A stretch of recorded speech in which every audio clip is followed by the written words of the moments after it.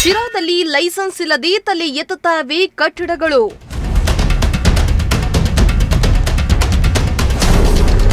ಅಕ್ರಮದಲ್ಲಿ ನಗರಸಭೆ ಅಧಿಕಾರಿಗಳು ಭಾಗಿಯಾಗಿರೋ ಆರೋಪ.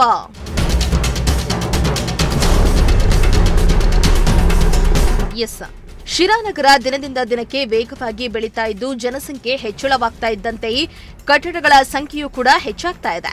ಶಿರಾ ನಗರಸಭೆ ಆಗಿರೋದ್ರಿಂದ ಮನೆ, ವಾಣಿಜ್ಯ ಕಟ್ಟಡ ಸೇರಿ ನಾನಾ ಕಟ್ಟಡಗಳನ್ನ ನಿರ್ಮಾಣ ಮಾಡಬೇಕಾದ್ರೆ ಪರವಾನಗಿ ಪಡೆಯುವುದು ಅನಿವಾರ್ಯವಾಗಿದೆ.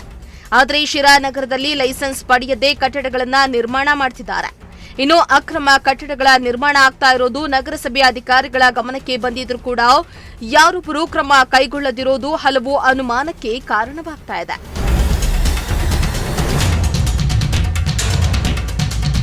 ಹೌದು, ಶಿರಾ ನಗರದಲ್ಲಿ ಈಗಾಗಲೇ ಅನುಮತಿ ಪಡೆಯದೆ ಸಾಕಷ್ಟು ಕಟ್ಟಡಗಳನ್ನ ನಿರ್ಮಾಣ ಮಾಡಲಾಗಿದ್ದು ಅಧಿಕಾರಿಗಳು ಅಕ್ರಮದಲ್ಲಿ ಭಾಗಿಯಾಗಿರೋ ಶಂಕೆ ವ್ಯಕ್ತವಾಗ್ತಾ ಇದೆ.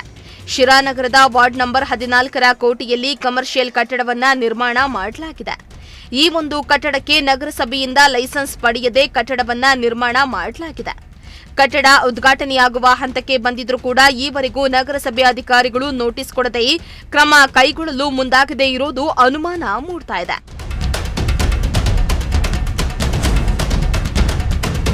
ಇನ್ನು ಶಿರಾ ನಗರಸಭೆ ವ್ಯಾಪ್ತಿಯಲ್ಲಿ ಅಕ್ರಮವಾಗಿ ನಿರ್ಮಾಣ ಆಗ್ತಾ ಇರೋ ಕಟ್ಟಡಗಳ ಬಗ್ಗೆ ಪ್ರತಿಕ್ರಿಯೆ ನೀಡಿದ ನಗರಸಭೆ ಆಯುಕ್ತರಾದ ರುದ್ರೇಶ್ ಅವರು ಪರವಾನಗಿ ಇಲ್ಲದೆ ನಿರ್ಮಾಣ ಆಗಿರೋ ಕಟ್ಟಡಗಳ ಬಗ್ಗೆ ಕ್ರಮ ಕೈಗೊಳ್ಳಲಾಗುವುದೆಂದು ಭರವಸೆಯನ್ನ ನೀಡಿದ್ದಾರೆ.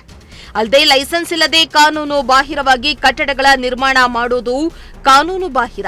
ಅಂತಹವರ ವಿರುದ್ಧ ಕ್ರಮ ಕೈಗೊಳ್ಳಲಾಗುವುದೆಂದು ತಿಳಿಸಿದ್ರು. ಅನಧಿಕೃತವಾಗಿ ನಮ್ಮ ಲೈಸೆನ್ಸ್ ತಗೊಂಡಲೇ ಯಾರು ಕಟ್ಟಡ ಕಟ್ಟಿದಾರ ಅವಾಗ ನಿಯಮಾನುಸಾರ ಅವ್ರಿಗೆಲ್ಲರಿಗೂ 3 ನೋಟಿಸನ್ನು ಇಶ್ಯೂ ಮಾಡಿದ್ವಿ ನಾವು.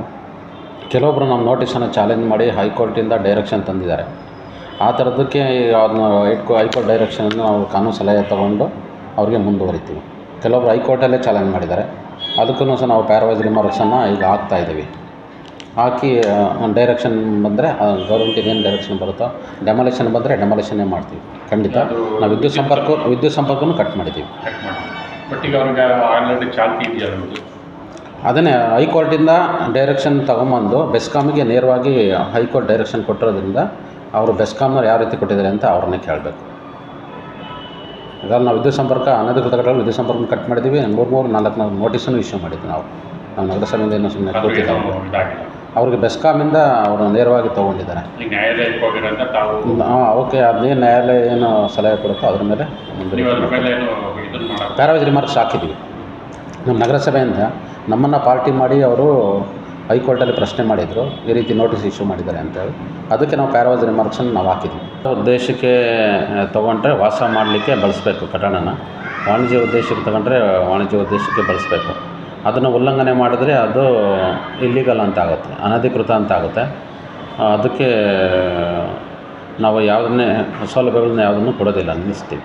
ಈಗ ಸಾರ್ವಜನಿಕರ ಪ್ರಕಾರ ನಗರ ಬಸ್ ಸ್ಟ್ಯಾಂಡ್ ನಿಲ್ದಾಣದಲ್ಲಿ 2 ಕಟ್ಟಡಗಳು ಸಾರ್ವಜನಿಕ ಉದ್ದೇಶದಿಂದ ಕಮರ್ಷಿಯಲ್ ಮಾಡ್ಕೊಂಡಿದ್ದಾರೆ ಅಂತ ಒಂದು ಇದು ಬರ್ತಾ ಇದೆ, ಆರೋಪ ಕೇಳಿಬರ್ತಾ ಇದೆ. ಅದ್ರ ಬಗ್ಗೆ ಅದು ಯಾವುದು ಅಂತ ಕೊಟ್ಟರೆ ನಾನು ಪರಿಶೀಲನೆ ಮಾಡ್ತೀನಿ. ಬಸ್ ಸ್ಟ್ಯಾಂಡ್ ರಸ್ತೆಯಲ್ಲಿ 2 ಕಟ್ಟಡ ಅಂತಾರೆ, ಅದು ಗೊತ್ತಿಲ್ಲ. ಯಾವುದು ಕಮರ್ಷಿಯಲ್ ಬಿಲ್ಡಿಂಗ್ ಮಾಡಿದರೆ ಮನೆಗೆ ಅಂತ ತಗೊಂಡಿದ್ದಾರೆ ಅಂತ ತಮಗೆ ಮಾಹಿತಿ ಹಾಕಿದ್ರೆ ಏನೋ ಕೇಳಿದ್ದಾರೆ. ಅದಕ್ಕೆ ನೀವು ಇದನ್ನು ಇದು ಮಾಡಿದರೆ ಅದು ಲೋಕಾಯುಕ್ತಕ್ಕೆ ಹೋಗಿದೆ ಅಂತ ಒಂದು ಇದು ಬರ್ತಾರೆ. ಅಲ್ಲ, ಇಂಥದ್ದು ಯಾವುದೋ ಅಸೆಸ್ಮೆಂಟ್ ಅಂತ ಕೊಟ್ಟರೆ ನಾನು ಪರಿಶೀಲಿಸಿ ಮಾಹಿತಿ ಕೊಡ್ತೀನಿ ಅವ್ರಿಗೆ. ಈಗ ಸದ್ಯ ಕೋಟೆ ಪ್ರದೇಶದಲ್ಲಿ ನಿಮ್ಮ ಪಂಪ್ ಹೌಸ್ ಪಕ್ಕದಲ್ಲಿ ಒಂದು ಯಾವುದೋ ಕಾಂಪ್ಲೆಕ್ಸ್ ಆಗ್ತಾ ಇದೆ, ಅದರದ್ದು ಲೈಸೆನ್ಸ್ ಇಲ್ಲ ಅಂತ ಹೇಳ್ತಾರೆ. ಕೋಟೆ ಪಕ್ಕದಲ್ಲ, ನಮ್ಮ ಆಂಜನೇಯ ಸ್ವಾಮಿ ಮಧುಗಿರಿ ರೋಡ್ ಹೋಗ್ತಕ್ಕಂಥ ಜಾಗದಲ್ಲಿ ಆಂಜನೇಯ ಸ್ವಾಮಿ ಪಕ್ಕ ಅದು ಖಾತೆ ಇರ್ತಕ್ಕಂಥ ಜಾಗ. ಪರಿಶೀಲನೆ ಮಾಡ್ತೀನಿ, ಅದಕ್ಕೆ ಲೈಸೆನ್ಸ್ ತೊಗೊಂಡಿದ್ದಿಲ್ಲ ಅನಿಸುತ್ತೆ. ಪರಿಶೀಲನೆ ಮಾಡಿ ನಾನು ಕ್ರಮ ತಗೋತೀನಿ.